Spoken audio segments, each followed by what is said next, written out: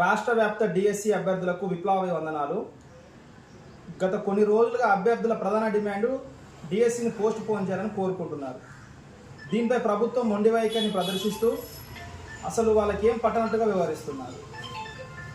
రాజకీయ పార్టీలకు ఓట్లు కావాలనుకుంటే, ప్రజల మనోభావాలతో ఆడుకుంటే, విద్యార్థి నిరుద్యోగులతోని అమాయక ప్రజల మనోభావాలతో ఆడుకుంటే మీకు ఓట్లు వస్తాయి.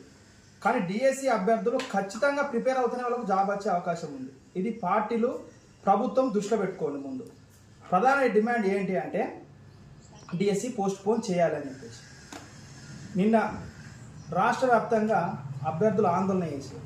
డిఎస్సి పోస్ట్ పోను ఎందుకు చేయాలనే దాని మీద అభ్యర్థుల దగ్గర మా దగ్గర ఖచ్చితమైన ఆన్సర్ ఉంది.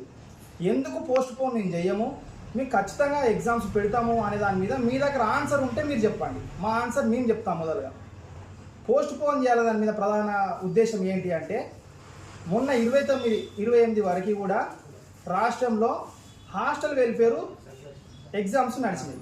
దానికి అర్హత ఏంటి? బిఎడ్ డిఎడ్ అభ్యర్థులు దానికి అప్లై చేసుకోవడానికి అర్హులు. దాని సిలబస్ పూర్తిగా డిఎస్సి సిలబస్కు విభిన్నంగా ఉంటుంది, టెట్ సిలబస్కు భిన్నంగా ఉంటుంది. ఆ ఎగ్జామ్స్ అయిపోయి దగ్గర 10 రోజులు కూడా అవ్వట్లేదు. అంటే మొన్నటిదాకా హాస్టల్ వెల్ఫేర్కు ప్రిపేర్ అయినటువంటి అభ్యర్థులు ఇప్పుడు డిఎస్సికి ప్రిపేర్ కావాల్సినటువంటి అవసరం ఉంది. మధ్యలో ప్రభుత్వం డిఎస్సి అప్లికేషన్లకు గడువు పెంచి జూన్ 20 వరకు అప్లికేషన్లు తీసుకున్నది. జూన్ 20 లాస్ట్, అంటే అప్లికేషన్లు పూర్తయినప్పటి నుంచి మొదలు పెడితే డిఎస్సి ఎగ్జామ్స్ ఎప్పుడైతే స్టార్ట్ అవుతుందో అక్కడికి కనీసం నెల రోజుల సమయం కూడా లేదు. ఎందుకోసం వీళ్ళు అప్లికేషన్లు పెంచారంటే కొత్తగా టెట్ అప్లై చేసుకోవాలి, వాళ్ళు కూడా ఒక అవకాశం ఇవ్వాలని చెప్పేసి ఇచ్చినారు. అట్లా కొత్తగా టెట్ క్వాలిఫై అయిన వారు ఈ రాష్ట్రంలో మొన్న ఇచ్చిన అవకాశానికి 24,000 మంది అభ్యర్థులు ఉన్నారు. 24,000 మంది అభ్యర్థులు మొన్నటి వరకు టెట్ ప్రిపేర్ అయ్యారు. ఆ టెట్ ప్రిపేర్కి సిలబస్ డిఎస్సి సిలబస్కి వేరుగా ఉంటుంది. అక్కడ లాంగ్వేజెస్ వస్తాయి, తెలుగు వస్తుంది, సైకాలజీ వస్తుంది, ఇంగ్లీష్ వస్తుంది. అంటే టెట్లో ఉన్న వెయిటేజ్ డిఎస్సిలో పడుతుంది. కాబట్టి టెట్ క్వాలిఫై అయితేనే డిఎస్సికి పోతారు. కాబట్టి డిఎస్సి కంటే ఎక్కువగా టెట్ చదవాల్సిన పరిస్థితి. బట్ డిఎస్సి చదివేటోడు టెట్ చదివేటోడు డిఎస్సి సిలబస్కి ఎట్లా పోడు, ఎందుకంటే ఇక్కడ మెరిట్ వస్తే అక్కడ వెయిటేజ్ వస్తుంది. కాబట్టి టెట్ సంపూర్తిగా వాడు ప్రిపరేషన్లో ఉంటాడు. ఇప్పుడు టెట్ అయిపోయింది, రిజల్ట్ అనౌన్స్ చేసింది, ఎగ్జామ్స్ పెడుతున్నారు. ఈ నెల 18 నుంచి ఎగ్జామ్స్ ఆగస్టు వరకు నిర్వహిస్తామని చెప్తున్నారు. మరి ఈ డిఎస్సి చదువుకోవడానికి అభ్యర్థులకు సమయం ఉన్నదా? సమయం లేదు. కాబట్టి ప్రధాన డిమాండ్ ఏంటి అంటే టెట్ను డిఎస్సిని పోస్ట్ పోన్ చేయండి. పోస్టులు పెంచరా అనేది తర్వాత నిర్ణయం. అది అభ్యర్థులు ఆందోళన చేస్తూ ఉంటే నిరుద్యోగులను మీరు వాడుకొని, విద్యార్థులను మీరు వాడుకొని ప్రభుత్వంలోకి వచ్చి ప్రభుత్వంలో ప్రజాపాలన అని చెప్పేసి ప్రజాప్రభుత్వం అని చెప్పేసి ప్రజా వ్యతిరేక పాలన చేస్తే గత ప్రభుత్వానికి ఈ ప్రభుత్వానికి తేడా ఏముంది?